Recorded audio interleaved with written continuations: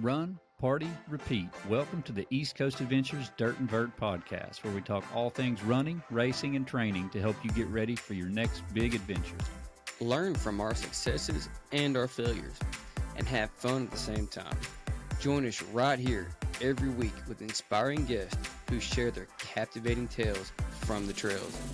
And remember, nobody cares. Run faster. All right, welcome back to the Dirt and Vert Podcast. I'm David. And I'm Matt.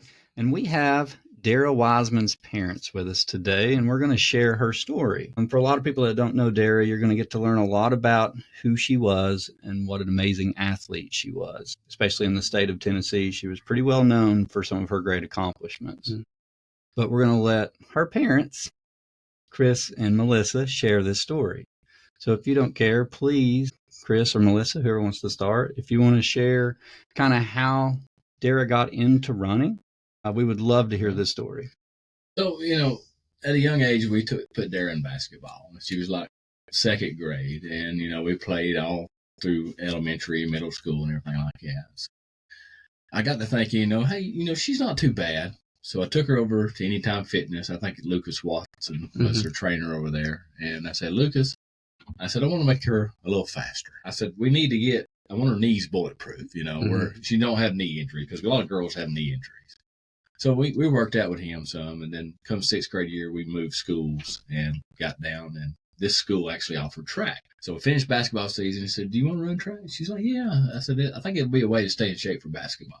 So she got a little bit of taste of her sixth grade year, young, not meant no much, new coach. We're just doing it to have fun. And I remember I told her coach, I think it was that year, I said, this was 2019. I said, put her in the 800. And she come up to me and said, why'd you do that? That's like a half a mile. That's crazy. Nobody wants to run that. So, but she did. So I got to noticing, in her speed, she was pretty fast. So, and so we got into 800 that one time, and she ran a pretty good time. And then we get into seventh grade year, kind of fast forward a little bit here. Was COVID 2020, so really didn't have a track season that year. No, it was canceled. Yeah, it was completely canceled. And so we get to our eighth grade year, and I'm just learning. I'm still played basketball, had a great season, went into track. Coach was, she was very helpful and got us in some meets and stuff like that, but it basically was us. Okay, we got to meet here. I can enter you unattached. We go over here and run. Mm-hmm. I think one time. Well, before that, she had the cross country, the high school team that fall for eighth grade year. So she was able to at least run with some other high school athletes. Yeah. So I kind of did leave that step. Yeah. So cross country season was in the fall before basketball season. So she went up and trained with the high school, and she was by far the fastest girl that they had and everything like that. And she got to compete in a couple local meets, home meets, stuff, and Coach Barry Carroll at the time, he said, hey, why don't you go enter her at state, see how she does? So we went to Chattanooga, I don't know how I got her entered. I guess I did, but she went down there and she qualified for state. So eighth grade year, she goes to state cross country meet, first time out of blue. And then it was kind of funny, I said, now you're going to have to get out fast. And sure enough, they take off. It's just, probably 500 kids just going downhill. And she was leading. She goes to that first quarter, she's leading. And the time she comes back around up the hill, she was about mid-pack. So she had busted everything. She said, I put out too hard. It was a good learning curve. It was for first time ever trying cross country, she makes it to state, which, it's kind of a precursor of where, she was going to go. And then we get into, basketball season and then a track season. So in her track season, we're trying every meet. We're learning. We're learning how to race. We're learning her potential and everything like that. And I think she did that year, got a 2:29 her eighth grade year, which is 2 minutes 29 seconds for an eighth grade girl. Was pretty good. So she goes, we make it to sectionals. She qualifies. She qualifies number one seed in the state, actually, as an eighth grader. Oh, wow. So, we go to state meet. We're nervous, never done this before. And she's like, all right, I'm going to run at 300 meters. I'm just going to give it everything I got. And I said, well, if you think you can. So, we're learning strategy, because a half a mile race is a lot of strategy. And it's just not just run out there running a sprint as fast as you can. Well, if you're Olympian, it is.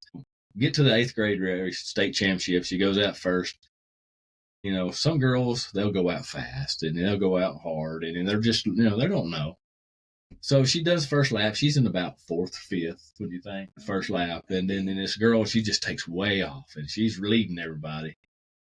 So Darrah kind of catches up with her. And sure enough, here goes Darrah, kicks about 300 yards. So I talked to Coach later. He was watching it live and he's like, oh, no, not too soon. But she gets all the way down to about 8 meters to go. And a girl from Alcoa passes her, 7th grade. And you could see her on the podium. She went out. Second place in the state, first time ever making it. It was pretty good. Yeah. But, It was impressive, but that's not what she... Absolutely. Yeah, but you could just see her sitting there. She's just like, but that lit a fire in her. Yeah. I'm going to be better. So, So we start competing that summer. Did we go? Cleveland. We went to Cleveland Express, which was an AAU team in Cleveland. Oh, that's cool. And so we start doing summer's track, and she's doing summer basketball. We're going all over the country. She's playing AAU basketball. We're doing AAU track. And she does qualify for the Junior Olympics that year, and we go to Houston, Texas and run. So that was our 8th grade year, go to Houston. Dummy me, I didn't read the schedule. She didn't qualify for the 800, which they run that on Friday. I thought it was on Saturday.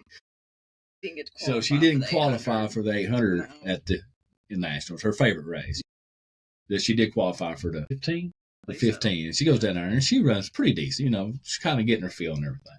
So that's her 8th grade summer. Goes into freshman high school. Still playing basketball.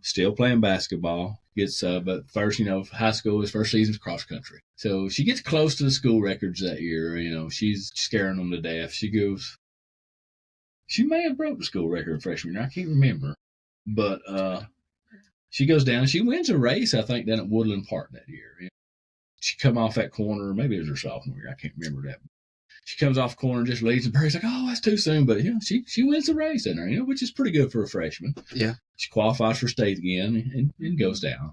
And, has a pretty good outing. I think she may have finished 50th or 60th in the state. So around 60th. Yeah, her freshman year. But, she made it to state again. Mm. So we get through basketball season. Pretty good basketball season. She comes off running. And she gets in basketball season, starts, jumping and running and stuff like that. And starts really becoming an influence off the bench. And I think, personally, my opinion, she probably won 2 or 3 games for them that year. Come in there and help them win 2 or 3 games as a freshman. And the coach was really excited. I was really excited for her sophomore year. But then we get into track season. She has a little ankle injury starting this season, kind of slowed her down and everything. We get to qualify. We start getting better, start getting faster. Sets school record in the 3,200 right off the bat. So, hey, you got a shot in doing this race. Lo and behold, she qualifies outright at the sectional. She makes it to the sectionals. I think you have to have standard time just to get to the sectionals. So she gets to the sectionals. She wins that race and qualifies to go to state. So, automatically ticket punched. And that's the 3,200. And that was the 3,200. Yeah. So later comes into the 800. And the way it works, it's got the east, middle, and west. And they take the top 2 automatic qualifiers. Mm-hmm. Then they take the next 2 fastest at large. And you don't really know if you make it till all the numbers come in and everything. Yeah. But she finishes 3rd in region. A really fast time. I think it was 2:28. Which was really good because it was really hot. And I remember we were icing her down because we was afraid she'd overdone it in the 3,200, trying to qualify for it. Mm-hmm. So it was a little apprehensive. I was a little nervous. Where's that? That was at Jefferson County High School. Yeah. We had the sectional. Yes, it was really hot, and she was. Yeah. We were trying to cool her down, get her body temperature down to where she could at least, try to qualify for the 800. But that was a chore. And luckily, we had enough time in between the 2 events. Maybe the 8 was first and 32 was second. I can't remember. No, I think 32 was first. Okay. And then the 800. Yeah, it makes sense if y'all were trying to cool her down, though. Yeah, definitely got to cool it. So anyway, she finishes 3rd. The girl wins it. She had won it the first year. She was a senior from Gatlinburg Pittman. She won state the year before, but she wins the section. She goes into state qualified number 1, and her teammate finishes 2nd, and Darrah, of course, comes in 3rd right behind her teammate. So, we start training a little bit, and we're still learning as we go. We get to state.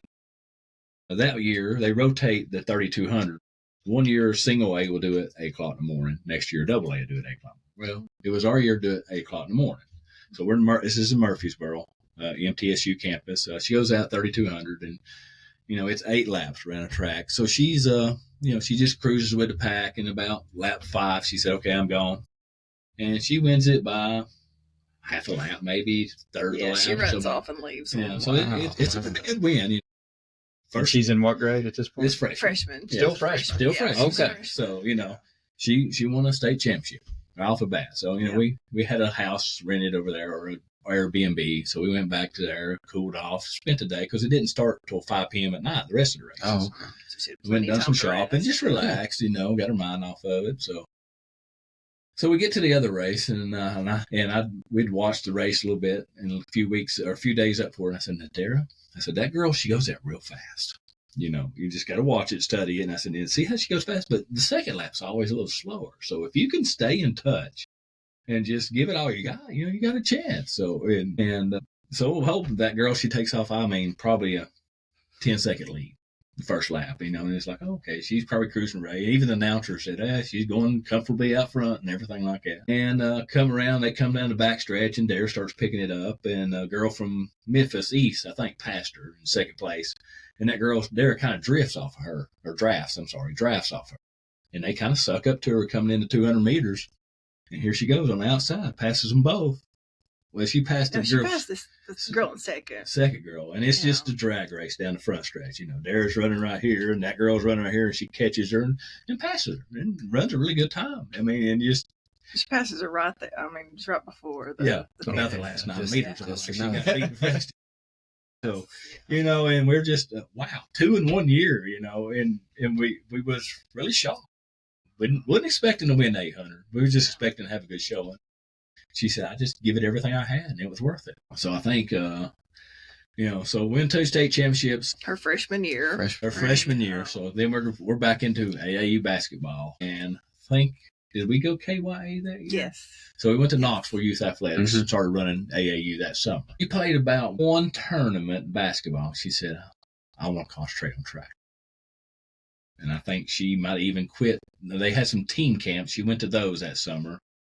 And I think she did all the camps, and she said, no, I'm just told the coach going into school right before, I'm not going to play. I'm just going to focus on track. So she quit basketball over between her freshman and sophomore year.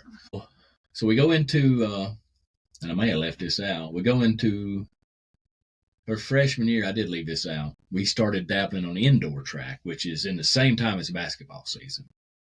And we had went to a few meets, go on weekends and go like to Alabama. Oh, wow. We was kind of doing this in secret because we're in the middle of basketball season. I know the coach is going to be mad. Yeah.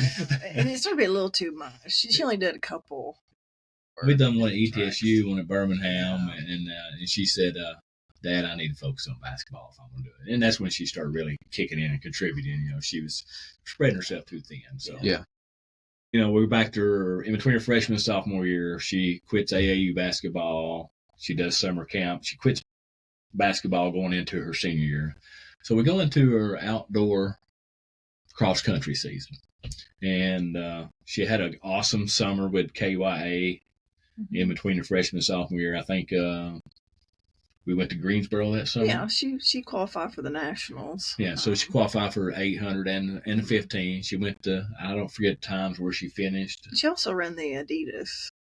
She ran the Adidas Outdoor Nationals that year, too. That was in Greensboro, North Carolina, too. So that was pretty cool. Get to go, I think it's NCAT&T or A&M, or I don't know what it is, North Carolina.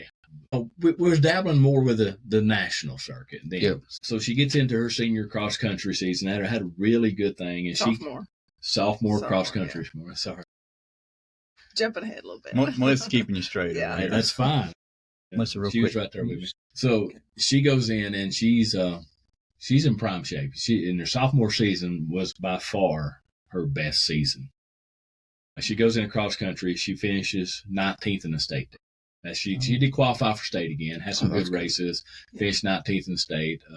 I think she may have won a race that year or something. But it was just a really good season. She was feeling it. I think we went into, she had her PR in a 3,200. They had what they called outdoor. She ran like 11:45 2 mile, which was pretty good. And I don't think she kind of gets away from the 2 mile because as we're developing her, and she's still, I'm going to back up here in a minute too.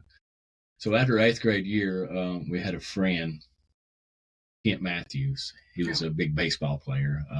And he took us up to a trainer in Knoxville, Charlie Patron, Wood Gym. I don't know if you know him. I've heard the name. Yeah, he's more of a professional football player. He had Harrison Smith played for the Vikings, was from Knoxville. Yep. He trained him a lot there. I got to work out with him some, But he's different sports. Yeah, he would train and he sees stuff in her that not many people do.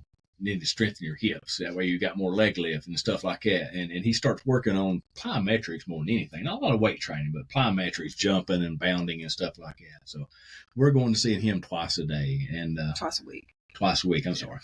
So yeah, we'd go make the trip to Knoxville twice a week. And he got to. We'll talk about Charlie a little bit. I've been meaning to go up and see him, but he got to a little while. I said, "Hey Charlie, what if I got thinking?" I said, "You know what? Traffic's brutal in the afternoons." I said, "Would you come and let us exercise 5 a.m. in the morning?" And I said, "We still come up here and work, get home, you get cleaned up, and you can go to school." She said, "Yeah, I like that idea." So we get up 3:30, one day a week. I don't know, maybe Tuesday morning or something. Yeah.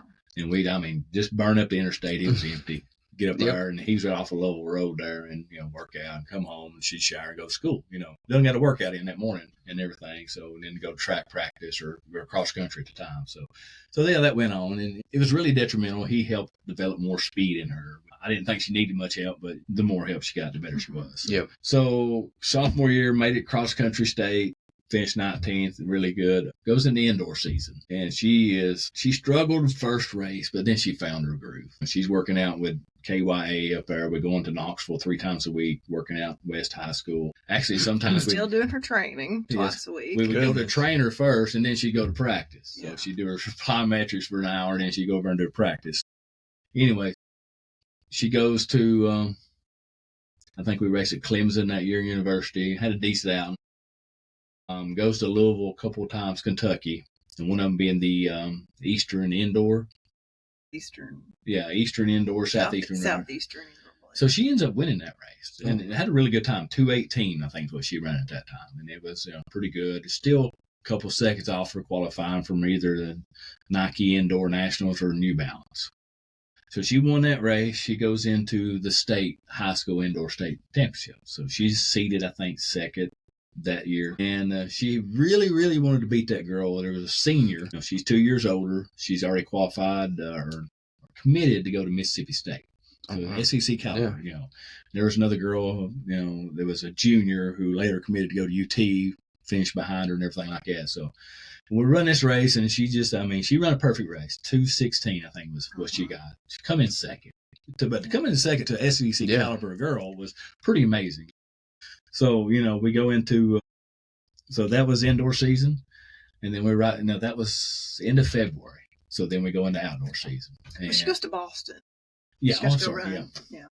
So the 2:16, that qualified her to meet the standards to go into the Boston New Balance Indoor Nationals, New Balance. which was in Boston, Massachusetts. Lo and behold, it was on March the 12th. Yeah. 2 years ago, wasn't it? Would have been 2 years ago. 23. Yeah, 2 years ago. Yeah, so we was up in Boston 2 years ago, and we was actually flying back by this time. But yeah, she ran up that race. But we think she had got COVID, and she went in and she was running her perfect race for about a third of a lap. This is 200-meter track, so they do 4 laps. Yeah. So she kept up with him for about the first half a lap. Then she just started fading back. She couldn't breathe, So, we come back, we lick her wounds, her confidence down a little bit. We get in the track season. I think me and her went down to A.J. Terrell Invitational. It's at a track outside of Atlanta. I think it was a high school that Cam Newton went to or something like that. But they have a big meet down there. So I said, all right, let's go down here. And she run the 16 and run with them girls real good for, about half the race. Then you see her start fading back. Still not breathing well. So we kind of, so we didn't run the 8. We just come home and we started getting healed up and getting into races and everything like that. So I think she goes down to McCallie later that year, down to Chattanooga. It's an invitational. I think she had run Lee University, and the coach said, "Hey, won't you come down to our invitational?" So, and she did, and she goes down there and she just run. I think it was her perfect race I'd ever seen. She ran a 1600, so it's 4 laps, and she's just pacing them girls. And this is all private school girls down in Chattanooga, and she runs a 511, which was at that time it said U.S. standard number 2. So I'm thinking it was second team All-American or something. But I don't know. I never get much in it, but it said U.S. standard second team is what it said on Mile Split. Mile Split, I guess, keeps all the records and everything like that. I don't know if y'all familiar with that. Learning all about it. Are you getting on it? So, just an awesome race. Goes down there, and I don't think there's any. I mean, I don't know. I'm sure some of them girls all went on to run somewhere else, but to beat some of them girls, go to Baylor or them private schools was pretty amazing. So fast forward, had a few other races. It's hard to find races to get her competitive because we can go to these. Take for instance, we went to a Loudon meet her junior year, and she's just trying to run on her own and get a good time. By the time them girls got to turn 2, I call it, she was done coming around turn 4, and everybody's like, "She's in the wrong race." I said, "We're just trying to run our race, because it was hard to find competition to push her." And a lot of people said, "We're running with the boys." Well, some meets wouldn't let us run with the boys. So a few she got to. Yeah, so it was hard to get competition. It was good and bad. Yeah. Good that she was that good, but bad that she wanted to be better and she needed to run with people to push her and make her better. Yeah. And that was one of the hardest things to keep her grounded at. She wanted to go run at a private school. I mean, she did, just so she'd be pushed, be with better people, better individuals. But, we had no track. We're running around the parking lot. We're running around the school. We're running around the football field and grass. Just doing the best we can with what we got. And anyway, we'll get more into that here in a minute. She runs that 511 down at Baylor. A few other little races come in. So she goes into section. All right, so this is her sophomore year. So now we're back up against the girl from Alcoa. No, this is her junior year. This is her sophomore. Sophomore year? Yeah, Casey's a freshman. Junior, we just finished. Casey, they didn't move to AA. Yeah. So anyway, this girl from Alcoa's in. So that's taking it back in my mind. All right. And I'm sure it's weighing on Darrah's mind too. So we get to sectional. So we're head to head with that girl. So they run the 1600 up in Jefferson County, and it's her, and she's just basically she's about 1.5 feet shorter than Darrah was. So she's just basically on Darrah's coattail there. And they come to they run 3.5, 3 3/4 races, 3 laps, and they go into turn 3, I call it, and that girl takes off, and she just runs off and leaves Darrah. And she wins the race, and Darrah comes in second. I was like, "Are you okay? All right?" She said, "I could have beat her if I wanted to. I had another race. All I need to do is finish second. It don't matter here." Originally, she was going to qualify for 3 races. Yes, originally. So, 16's the first in the events. 800 was the next race. And she goes out. The same thing. That girl's running with her, and that girl takes off with her, just blisters her, and wins the race, the 800. And so she goes out in the 32. Of course, that girl's back out there running again. She ran a 4x8 earlier in the morning, so she had 8. None of Darrah did, but the girl from Alcoa. Yeah. So she done run an 800 meter, then the mile, then another 800. Now she's going for 2 miles. So that's a lot of racing in about a 5-hour window. So Darrah does a 32. She runs about 3 laps. She said, "I'm done." Kind of walk off. I said, if you're whatever you want to. So she just steps off, and then Jefferson County coach, "Oh, she hurt. She hurt her hamstring. What's going on?" I said, "She's fine. She just didn't want to run it no more." So she, 2's all she wants. So we get to state, and I'm a little nervous. We trained hard that week, and I said, "Well, that girl's been here before and everything." So I'm always nervous. But the only bad part is, at sectionals, I'm on the inside track, and I can see what's going on. When it comes to state time, you're not allowed on the infield. Yeah. We have to be up on the stands, and that's, I'm up there watching, and then she's basically on her own running, and it's got to be what and everything. But like I said, sophomore year was by far her best year, and she just, blisters. I forget how far she won the 1600, but it wasn't even a competition. So she wins it, goes out, and that's championship number 3. Goes out 800, wins it, just walks away from everybody again, championship number 4. So, yeah. It was exciting, but it wasn't as exciting as her freshman year. Yeah. It wasn't close. They weren't close. The first one was always exciting. The second was unexpected. Yeah. Number 3 and 4, I was about, she's a shoe in to win. And I may be wrong about that Macaulay time. It may have been her junior year. I'm not for sure.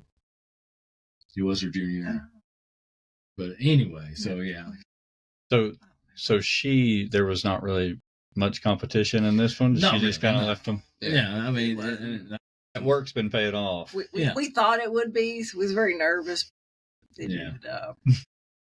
Yeah, and I think, in between her sophomore year and junior year, she got her driver's license. She wanted to work, so she didn't run that. So. Right. Yeah. So she went to work for a lifeguard. She was just training. Kind of, took some time off. She'd still run. But you probably saw her down at Eureka, and we go train some, and she'd just be running on her own, getting ready for cross country season. When junior year cross country wasn't that spectacular. She qualified again, come in about fourth in region, went over, come in about 30th or something, But we knew cross country wasn't really her strong suit. Her strong suit was middle distance, 400, 800, stuff like that. So. And plus with her training, she kind of got more strength, so that kind of killed the long. Slowed her down a little bit. And there's different types of runners. The strength training was helping the 400, 800, 1600, but it killed the 5K. It's just like, no matter how much she run or trained, she just could not get past that 20-minute 5K. Yeah. She only dipped down one time. That was her sophomore year, 1952, I think was her best PR. But she just could never get off that. And it really just distraughted her. Goes back to indoor. I think that indoor season, we had a little bit different training set up. We tried a coach. Indoor. She didn't have anybody to train with. Yeah. Indoor was kind of, her sophomore year, it was a lot more club-oriented, like AAU teams. Now it become more of a school-oriented. And, people would go over here and train. And we kind of got left out and win. We was staying where we was at with KYA. And there was nobody training with. So she went up and trained by herself and with a coach. And the coach was having a baby who got sick. But she didn't have anybody to train with to push her. Yeah, but she had a decent season. Yeah. We didn't go no nationals. That's, junior year. We just kind of got through it, got into outdoor season. I mean, she qualified for the state. Yeah. Indoor. I don't remember where she finished. Yeah, it was just, she did run it. Does Knoxville have an indoor track up there? No, the only indoor in Tennessee is at Vanderbilt. And it's like a 300-meter. Wow, that's the only indoor? That's the only indoor. So we would go there. We'd go to the one in Birmingham, the one in Louisville. That's the closest. That's crazy. You think UT doesn't have a... Yeah, I'm hearing rumors that they're trying to build one, but, it's just, track's one of the lesser sports because it's not a revenue-bearing sport. Yeah, I think we ran at Clemson. They have one. She only ran there once. Louisville, went to Boston. She went to ETSU one year. But... Yeah, ETSU, and that's kind of an odd track. I don't even know what meter it is. It's like 350 meters. It's kind of a really odd. But they didn't host any indoor events. Yeah, so I mean, you really got to do some traveling to get some indoor, track meets. So I didn't realize that. So and then of course the other daughter, she throws, so. You can throw only shot put in indoor. You can't do disc because of the length of it. Or do weight throw. Weight throw is kind of like a hammer throw or something like that. So, but indoor is not much to train on. But junior year gets through indoor season, goes into outdoor. Same thing, finding races and everything. And she qualifies for state that year. In the 1600 and the 800. And I try to get her to do all three because we talk about the rotation. So the 800 would have been that morning. 200. Well, 3200, I'm sorry. There's this girl, I think it transferred from Brentwood Academy, which Brentwood always turns out a lot of great runners. Them and Farragut's always battling for AAA championships of cross country. I think she had transferred across town to Liberty Creek. So she's now single A. And she's just, her 32 high, I think she ran like a 10:30 or something like that. And that was like a minute faster than Darrah ever even tried. And she did try one time. She had a couple guys from Cleveland at a McMinn County meet of trying to run that time. They was actually pacing her and she couldn't do it. So she had that mentally aspect, I can't do it. And she even to the aspect that she made herself mentally sick at the sectionals. She just said, I'm not running. I don't feel good. Yeah, she was going to run it, and she says, I just can't. So I think she just, she's her own worst enemy sometimes. Yeah, I mean, and I've said this many times. Athletes have to have the confidence, and they got to have it mentally to be a competitor. So that 3,200 race, so me and her get up that morning, and we go over to track, and we watch that girl.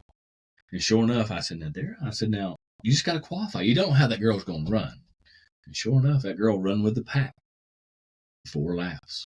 Then she kind of took off a little bit, but it just wasn't that great a time. I mean, and Darrah could have beat her. She said, I could have won. I said, I told you, you don't know how they're going to run. I said, she may run that fast time, but her times are inconsistent. She'll go back and run a 12-minute, with the other teams. It's whoever she's running with is how she runs.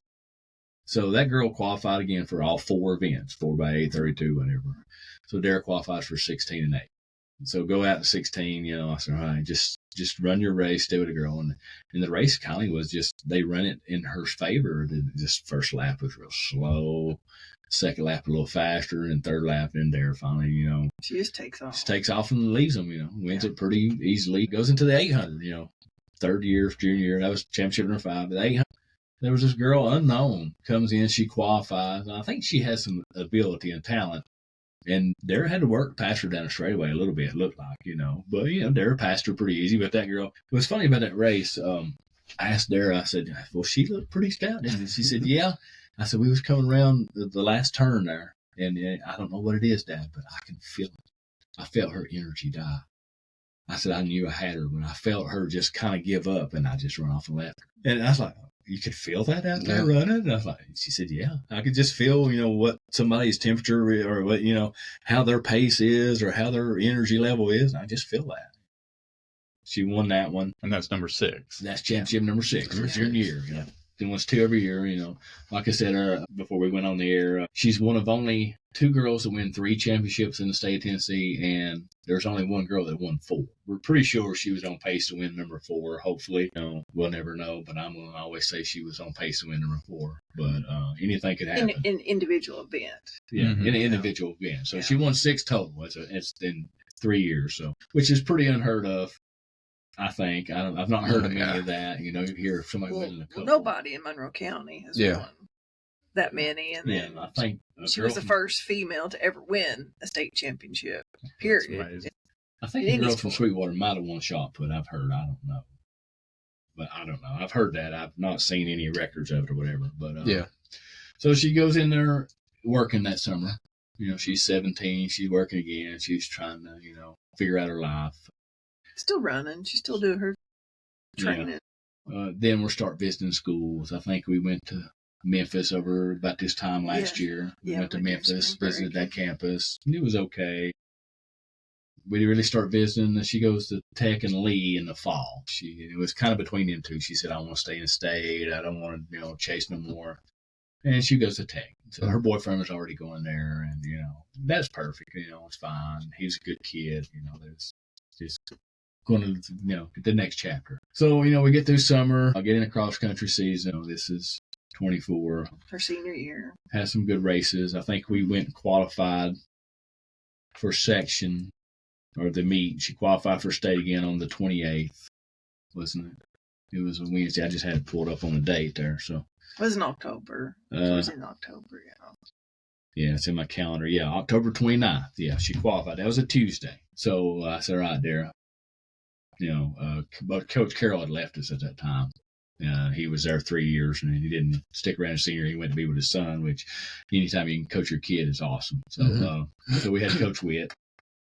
I said, Mr. Witt, I said, tell Darrah to write her own running schedule. That's what she's going to do between now and state. And then she was all for that. So she had her running schedule set out. She's been practicing, get to November 2nd, which was Saturday. She got up that morning and ran. She went and ran at Eureka, I think, that morning. Well, yeah, that was November the 2nd. And then the state championship would have been November the 7th. Yeah. Yes. She went with a friend and she went running that morning, come home. And had her accident. So, November 3rd, I'm just devastated. I'm sitting there and what have I got to do? And so I messaged up Coach Carroll and I said, can you get with Sonia? She's kind of a woman in Chattanooga. And She ask kind of them, officiates over a lot of the races. Yeah. I said, ask them if they'll let me wear her bib and finish a race for her, which I wasn't going to run it. I just wanted to, And so we got it worked out and I did.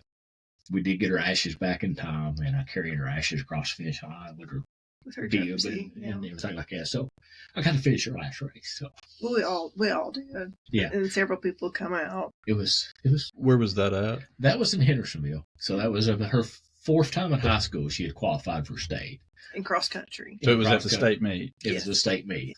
Fifth year in a row she had qualified since her 8th grade year and everything like that. So it was, I guess we never did have a service for her. That was kind of our, running was her life. So, that was kind of where we carried her across. And that was kind of our funeral, I guess you might say. Mm-hmm. So she got to finish her last race. Well, and it goes back to, when you were saying that you would like to think she was going to win. Yeah. Yeah. The senior year too. All pun intended, she had a great track record. Right. Every year. So she was well on track for that. Yeah. Yeah. She was so excited for indoors. She was really, really excited. Yeah. Which would have been this January. She was just so excited to be. She's going to get in a different training program and still going to go to Knoxville, but she was going to get with a different group, more faster girls.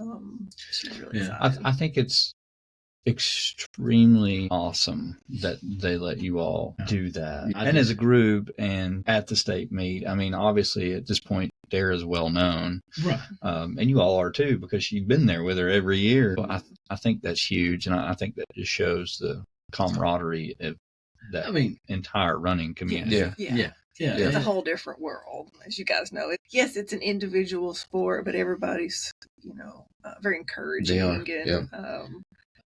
What I think is amazing is that the legacy that she has built and the work that she put in to not have a track to train on. Right. So, after her passing, I got in her room and start looking through the notebook. The girl was just meticulous and everything was orderly, everything was neat.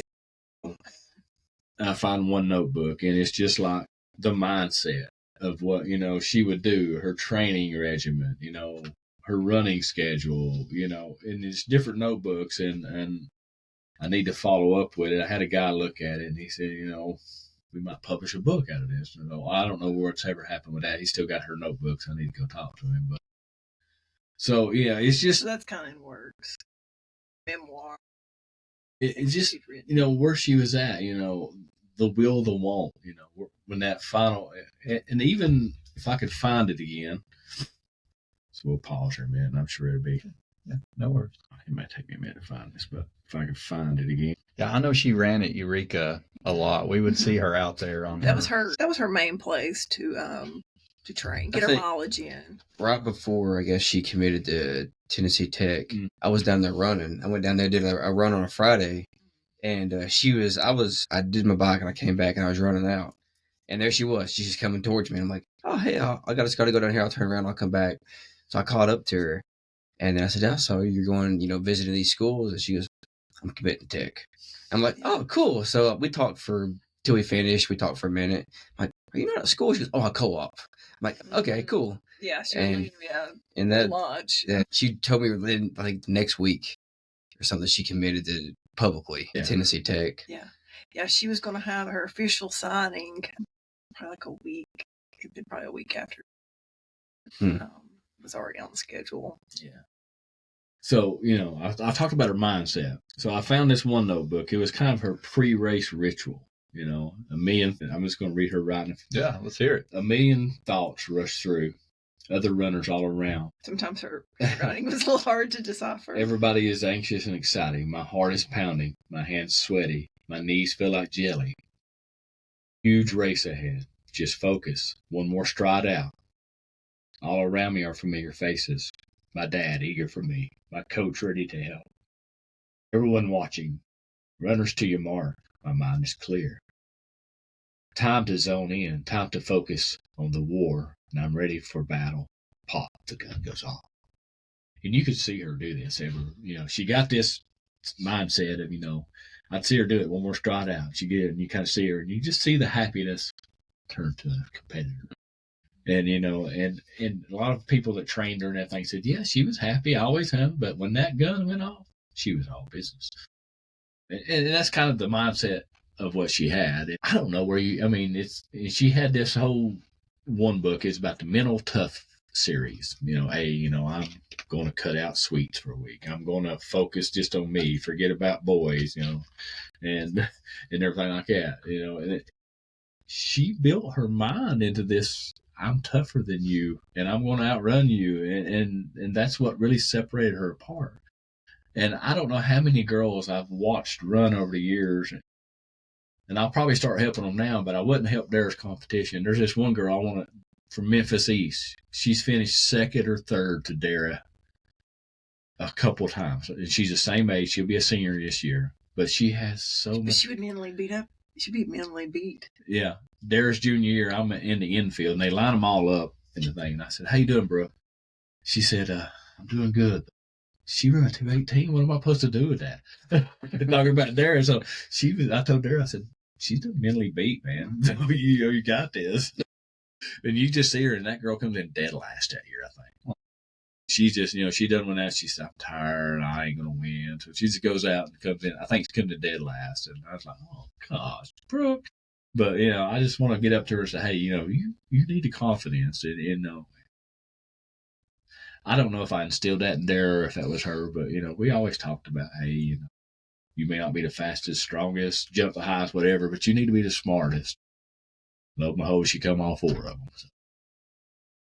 Well, and it's kind of interesting, her mindset, because a lot of, if you've ever listened to any of, I'm trying to think of this author's name, Tim Grover. Y'all ever heard of him? Mm-hmm. So he was I wouldn't really say he wasn't like a coach. He was more like a mental coach for Kobe Bryant and Michael Jordan. And he talks about this exact, like the mindset that they had, the work that they put in, the dedication that they put in, and just always putting the work in no matter what, when everybody else was not. They were out there on the court, they were practicing, they were doing it, and that's what set them apart. And obviously somehow that got instilled into Darrah, because that's what she was doing. She was working. I mean, to get up at 3:30, there's very little, very few teenagers that are ever going to be like, yeah, Dad, let's go at 3:30. And she ran on her own. We never said, hey, you need to run today. You need to do this. Yeah. She done it. If she knew we was going to work out at 3:30 or leaving at 3:30 in the morning, I'd have my coffee made, and here she'd come walking in. Let's go. She'd tell me on a Saturday night. She said, we're going to go run in the morning. What's that creek down G Creek? G Creek Campground? Yeah. Yep. The Spring Creek. She said, we're going to go run in the morning daylight. I said, I'll have my bike ready. So we go down there, and she'd run about 10 miles. We'd see the lead team there running all the time. So she'd talk to them. But, it's just, you mentioned Kobe Bryant there. She actually had some stuff, be like Kobe. She loved it. She was really devastated when he got killed. Mm-hmm. But she read on him, she studied him, how his mentality, get up 3:30, everybody else is in bed, you're training. Yep. So, you're making yourself better than they are. And one thing she did, she hated to waste time. She was not one to sit, if they was doing nothing at school, messing around, she'd be calling us, hey, sign me out, I'm leaving. She'd get on the kids, start wasting time in class. Hey, boys, we're trying to learn here, That's just her mindset. Don't waste time. Make every day better, I think you got that saying there. Yeah, one of her sayings, actually says enjoy what life has to offer and take in everything. Yeah. That's what she did. Yeah. Oh, I love that. Yeah. Yeah, that's just some of her writing. I know she probably picked up on it, Another one of her little thoughts, it was wrote on a sticky note I found, comparison is a thief of joy. Yeah. So if you're comparing yourself, if I'm comparing me to you, I'm still enjoying from my life. So, and that was. And that's hard to instill in young people. I mean, that's something that you learned, and she learned that young. And she put that to use during her track. I mean, I am so grateful that I was part of this journey, and I'll be part of the journey forever. I guess shifting gears here, what are we doing? With that, of course, we've been devastated. It's been hard to function at times. We're just kind of in a fog. Kind of a fog. I can't imagine. Yeah. I can't even imagine. But I will say, I think what you all are doing is absolutely amazing with the mission that you're on and what you're trying to do. And I'll just let you all talk about it. But, for anybody that's listening, please go to go check this out after we talk about it and read through it and look at it. But, please go ahead and share what you've got set up and what the whole purpose is for it. Right. So I think, the same day I was sitting there, November 3rd, it's the day after, and I'm just sitting in the office and I'm looking out in the windows and the trees, and, first thing popped in my head, I got to finish a race. So I done that. So I said, all right, I want to build a track in her honor because her life was track. So early on, that was in my mind. And then a couple of weeks later, we had some people reached out. People reached out and said, hey, we want to help you build a track in Darrah's name. Is that something? And I hadn't mentioned it to nobody. And I said, yeah, we'll be there. We're still learning. We're still trying to, and I've got most of the numbers together if I can do it in-house. Because if you bid it out to the government and everything, it really skyrockets. Yeah. But if I can kind of because I'm a general contractor, if I can kind of oversee it and use my resources and my friends and people have promised, we'll come up and help, and everything like that and buy stuff, that way we can really get it done economical. So that's kind of our goal right now. The goal is 500. Well, let's just say 600 because prices are going to increase by then. So 600,000, is our goal. I don't know where we're at to the penny. I know pretty close. We're in the 40 to 45,000 range we've raised so far through donations and what we can. But we're trying to build a track because there's no track, obviously, at Toco Plains High School, and there's no track at any Monroe County high school. Yep. The schools were built and designed to have a track. They just never installed. It was at any high school. Thing, so. I know, like when I ran track in high school, we did the same thing that she had to do. We run around the football field. We run around the parking lot. You go square. And they always, they'd always say, "Oh yeah, we're going to get one." And then it's not like you said. It's a non-profit sport. So basketball needs something, they're going to get it. Oh, yeah. Football needs something, they're going to get it. Yeah. But track isn't, even though track is something that in cross country where people go to state, win state, and football and basketball. And the only championships Toco Plains has ever won have all been in track and field. Yep. And, you talk about, going to state and everything like that. There was one year I counted, we had 3 individuals, I think it was Darrah's freshman year, that got scholarships in track and field or cross country. That same year, I think they had 1 basketball player, maybe 1 baseball player. Mm-hmm. So we had 3 that got help to get their education in a sport without a track or without facilities to work on, Mm-hmm. Well, Darrah's senior year, a girl from each county high school qualified for the state. We actually got a picture of all 3 of them. Yeah. Together. So running is very important in our community, our county. So it's kind of a shame that we don't have better facilities. I agree. For the runners. Well, and as far as all of the background stuff, everything's approved through the county and through the school. Yes, we went before the school board. Yes. I've got a high school, of course, they're full on board to help do whatever we want to. School board, I think, is very willing to help. You get the money, we got to kind of get it through the proper channels. We went through their workshop to kind of, make sure this is something that we can pursue. And they're like, absolutely. And even if we could get part of the way there, I think they might help do the rest. We might be able to get it done. Even though our goal may be 500, 600,000, even if we could get halfway, we could make something happen. Yeah, I've not really went around with the proverbial handout yet to ask the government to, hey, help chip in. I've just kind of just not tugged on heartstrings or nothing. It's just people giving out of their heart, more than anything. Because but we're wanting to build a track at Telco Plains High School in memory of Darrah. Yeah. So that's the goal. That's I'm not asking it to be named after her. I'm not asking anything. I just want to build it in her honor. If somebody decides they want to name it, that's fine. So, I don't see how you don't name it after her. Right. But I don't either. But I mean, that's something that kind of lives on through her, but also at the same time, it's something that is needed. Yeah, I mean, the community come up and use it, walk around it all the time. Yeah. I was literally at the track meet last night at South Doyle. Oh yeah, I saw that meet. And Callie's running track, his first year ever. She's at Massville Middle? Sequoia.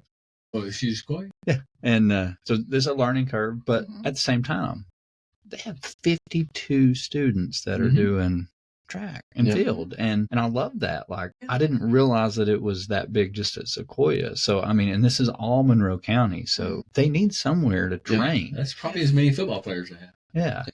I mean, absolutely. Like my sophomore year, we had a new coach come in. Yeah. And before that, they didn't require you to do a spring sport or a fall sport. But this was like, hey, you guys need to stay in shape for basketball season. So he's like, you are going to play a spring and a fall sport, which I already did cross country that year. And so I'm like, I'll do track. I'll try it out. And we had the whole basketball team out there. I mean, we were just breaking school records. Yeah. And because people actually wanted to go do it, and then it grew for a long time. Before, it was kind of like stagnant. Like, you have a few people do it. But now it's a sport where you can actually excel and compete with other schools. I mean, like, you look at like Alcoa, where they have like their top-notch football players that are doing track. Yeah. Sequoia didn't have that. Their football players, I don't want to run track.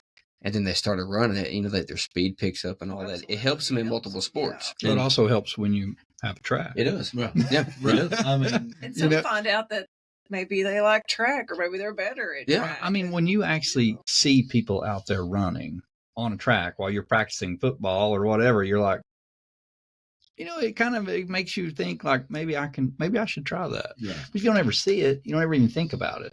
The thing about it here is that we don't really even have a track other than there's a small track here in Sweetwater, but I wouldn't really call that a track you would want. It's a walking it's track. a walking track. It's not very wide. It's nothing. Seen it, to be honest with you. Oh yeah, it's pretty bad. But it's a track that people go walk on. Yeah. But it's not a track where you'd ever have a meet. Like, it's not in that kind Me of and David, we actually trained there when we did a Stingers track race in Georgia. Me and him would go out there for hours and run around this thing. But that's all you had because like there's nothing else in the whole county. And, to have something at, I guess, Telco Plains High School that would be open to the public, I mean, that's a huge incentive to try to get. And I mean, I think that would just be absolutely awesome. The thing is, I was looking it up. I actually did some math, and if everybody in Monroe County gave $8, we would actually have enough to put that track in. I mean, the thing is, we just, it's what, $600,000 total to do the whole thing. So, we've started this. Y'all started this early January, late December, somewhere around in there. Right after her death, we had people giving. To Darrah right after her death. Well, but we didn't really get the fundraising probably. The second week of January. Yeah. And how can people give? We do have a GoFundMe. I do have Venmo set up. You can do through PayPal if you want to do the digital. You can always. Thanks to y'all gracious, we're partnered with y'all, and they can do a nonprofit tax write-off donation to East Coast Adventures. We have an account set up where they can. At Volunteer Federal Bank. Volunteer Federal, you could take it to any Volunteer Federal Bank and say we want to give to Darrah Wiseman. You can go over and give, any amount you want to. If you wanted to, you could go over and do it off the record. Nobody wants to know. Anonymous. Yeah. That's what I'm trying to say. Off the record. Yeah. I'm not going to do something embezzling. That's like you brought an envelope home today. It said anonymous donations for Darrah Wiseman. Well, and we'll share. So we'll share the GoFundMe link in the show notes, and we'll share the Venmo too. And then, if you're around a volunteer federal, you can literally just tell them you want to make a donation to the Darrah Wiseman track fundraiser. Yep. That account's already set up at any volunteer federal, but we'll share the links in the show notes as well. Yeah. And by all means, share my phone number. If people want to contact me, call me directly. I'm working all over the county all week, and then I'll come meet you and we'll talk. And you want to help, that's fine. So we've also got a Facebook page. It's the Running Memorial for Darrah Wiseman. We'll share that link as well in the show notes. That way people can follow it. It's got all the information on So, our Facebook page. Our ultimate goal is to build this track in her honor. I don't know. A lady sent me a picture today doing it for Darrah. Had it on her track uniform from Masterville Middle School. I've seen girls dedicating their races. I had girls saying, I'm going to run 800 and 1600 in middle school just because of your daughter done it. So the influence that she has set out is really awesome. Carrying on, her influence and others wanting to be like Darrah, to run like Darrah. Well, she set a very high standard. Yeah. I mean, that's unheard of, right? And especially in a county this small without a track. Yeah. I mean, she did amazing. Yeah. And the funny part about it is, and you've met her and talked to her, how humble was she? Oh yeah, she never bragged. She was always smiling. You talked to her, and she's just an everyday girl. Yeah. She's just out having fun, and you never would have thought she was a track superstar. Yeah. Or legend in this part of the county anyway. So and she ran some local 5Ks here and there too. That's where did.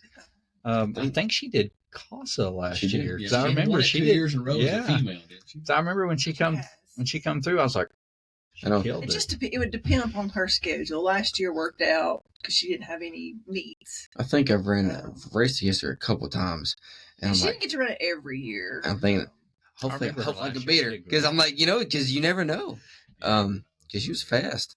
Yeah, she, like I said, freshman, sophomore year, she was a lot faster cross country than she was her junior year or senior year. But she would do it for training, the 5Ks. Yeah. Like, well, you're going to go run anyway, so might as well, win it. I remember one year we went down to Blue Ridge for a turkey trot down there. We went down there and she ran in. She didn't do that great, but it was just something. She did a couple in Knoxville. Yeah. 5Ks. Yeah, I remember. Yeah, she was really wanting to win that race last year at CASA because she said there's a money prize. That money. Yep. He's won it. The year that I ran it, he beat me that year. Yeah. So he's won it like 3 years in a row. Oh, yeah. But she was the fastest female. Yeah. But she moved well that day. So. I remember watching her. And that's a hilly course. It is. So when I was creating it, I'm like, this is hilly. It's up and down, but it's not a huge 5K, but I think there was 150 people there last year. That's good competition, but again, I just want to follow up on all this, that we'll have all this in the show notes.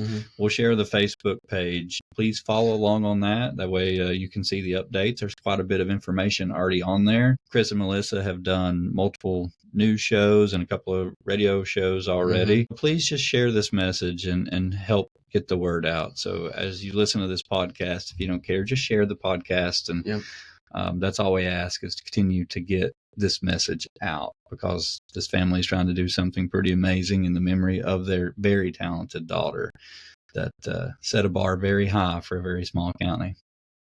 So yeah, we do have another event coming up on April the 6th, isn't it? April 6th. Yeah, they have a couple of young up and rising singers. One of them is actually Darrah's age. She's a singer, songwriter. She did write a song about Darrah, went kind of viral on TikTok a little bit after her death. I hadn't seen that in a while. I like to listen to it again. I couldn't listen to it much. But yeah, from noon to 6 in Tellico Plains at the Charles Hall Museum, we're doing, they're going to sing. We got Michael Cass Music, Highway 30 Music, Alan Talent, Sarah Williams. We've got three students from Tellico High School is actually going to come out and sing. It's called Tunes for Track. Tunes for Track. We got the name. Food trucks coming. The ice cream thing, Poplar Bluff food truck, Etowah Nutrition, looks like. I'm trying to read all this. baskets for auction. We got several of those, and we got several. Oh, okay. We got several sponsorships going on here. Yeah, it'd be a good time. So if anyone wants to come out, they're selling T-shirts. I think we had a few days left for T-Bay wanted T-shirts. Darrah Wiseman, Tunes for a Track. Memorial Music Festival or something like that. And you said it's April 6th from... it's on a Sunday. 2 to 6? 12 to 6. 12 to 6. So, I think we do have bounce houses for the kids to come out and play on. Trying to get a petting zoo and some other activities. So, come out and it'll be a great time. It'll be food trucks, some music, just relax, look at the mountains. It'll be for a good cause. Hopefully raise money for... Absolutely. Yeah, all proceeds go right straight towards the track. I'm not... So. Well, and one other thing that we're working on right now for East Coast Adventures is any event that you sign up for, we'll have a donation selection for the Darrah Wiseman track fundraiser. And we're also working on a virtual race to where everybody could sign up and run in her memory. So we'll have that set up very soon on Run Sign Up, where you can register for that and also make a donation if you want. 100% of that will also go straight to the track. If anybody has any ideas as well that wants to help, please reach out. Yeah. We will be tagging Chris and Melissa in this post on social media, so you'll see their contacts. If you want to help in any way, please feel free to reach out. And guys, thank you all so much for coming on. I know this is hard to talk about. But yeah, it's it's hard to just sit at home and wallow in it. But when I'm at a track or, a soccer coach come up to me and they say, I don't know how you do it. And I said, I still see her running around this field. And I feel more closer to her when I'm in the track or at the track or at a meet or something like that. I feel more closer to her. So, that's our life and that's what I share. So, I think spirit lives on. Her spirit does live on in the track. So, and I thank you guys for all your help you're doing. And hopefully, we can. I'm still trying to get something nailed down to maybe do a memorial race, in her name and see what we can do about that. But it's just baby steps sometimes. Well, y'all are putting in a lot of work, so it's going to pay off. And I've seen all the work you're putting in. Yeah. A lot of people's helping, and I can't thank everybody enough. And we thank you guys for helping, partnering with us. We do appreciate that. Absolutely. Yeah, That's absolutely. the whole reason we started this was to help the running community. And it's a great community. It absolutely is. Absolutely is. I tell people all the time, it's different from any other sport. It's just, like I said, it's an individual sport, but it's more of a community.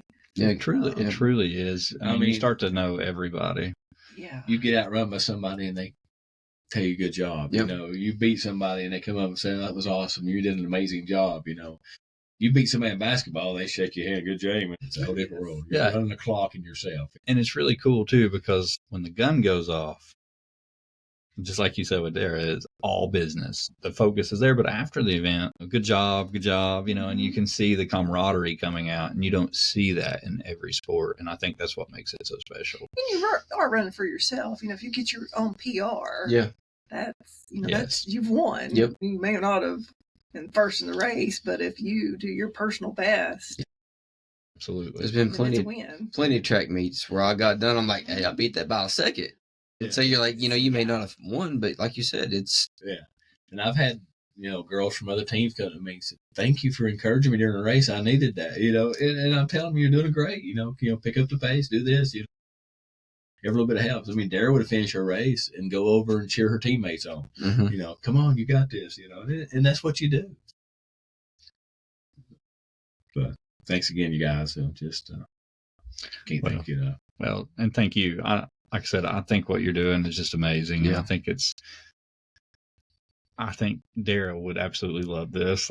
Just know that what you all are trying to do and the work you're putting in to build this track, I mean, I think it's just extremely special. I mean, her life was running, so, I couldn't think of any way better to remember her by. She would hated all the spotlight. Yeah, she really didn't like the limelight. But, she was getting ready for her next step. She was so excited to be getting to run for a college team, to have people to train with, to have the facilities. So she was so looking forward. They was building a new track over at Tech. Yeah. Oh, really? Yeah, Yes. it was supposed to be up in the next year or so. So they just signed the contract on it. So she was looking forward to that. But I think this weekend she had planned for us to go to the Nike Indoor Nationals. She was going to go back there. So that's Friday and Saturday weekend.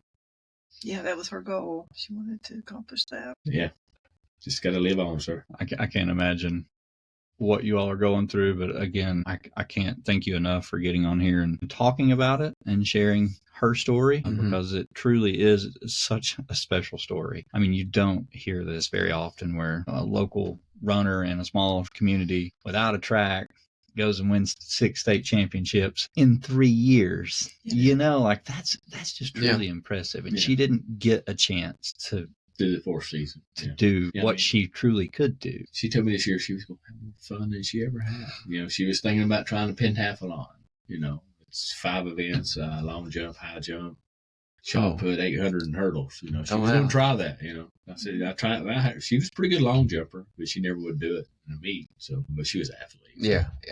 She was going to try for the triple or a quad, so she was going to try to go out with a bang. What else she have to lose? What else she have to prove? Yeah, right. Yeah, she'd already left her mark. But to my mind, she's won 4 of them already. So 4 800s, that is. I've had it in my mind to do a scholarship in her name for the winner of that race. I just had never got that set up. Well, you do have your hand in quite a bit right now. Yeah. So it is, yeah. I've been meaning to contact a lawyer and get that set up. But there's the NIL deal, and some people kind of give me a little kickback. Well, I don't know if you can do that or not. I said, it's a scholarship. What does it matter? Yeah, It's going to be for the future. So. But it ain't got to be done this year. So important things in life.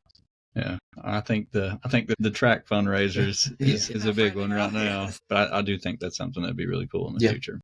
Would be. But again, thank you all so much for being on here, and thank you for sharing the story. I know that's hard, but listeners, please just share the story, share this podcast, and follow the Facebook page so that you can see everything that these amazing people are doing in memory of their daughter. Matt, anything else? That's all I got. I'm just grateful that you guys are putting forth that effort for the track, not just in her memory, but for the future of the kids at Tellico and Monroe County, to give them something to actually go out there and try track. Yeah, I love to see her records get broken, to be honest with you, but they may never be. Well, she left. Somebody's got to try. She left a mark. So it's going to be very hard, but it would be better if they had the facility to try. That's right. But I love that. But guys, thank you all so much. And if you need anything at all, you know how to get in touch with us. Do you all have any questions for us? I don't think so. We just appreciate you having us on. Sometimes fly by the seat of our pants. So it's been great. We've truly enjoyed it. Thank you all so much. Thank you. Thank you.